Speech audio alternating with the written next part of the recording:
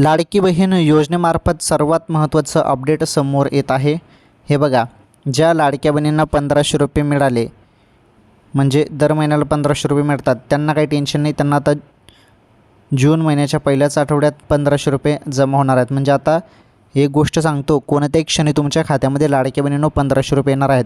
तुम्ही mobile number तुमचा link असेल ना बँकेला, तर तुम्हाला मेसेज पडेल डायरेक्ट की लाडकी बहीण योजनेमार्फत 1500 रुपये जमा झाले म्हणून, असा तुम्हाला मेसेज येईल।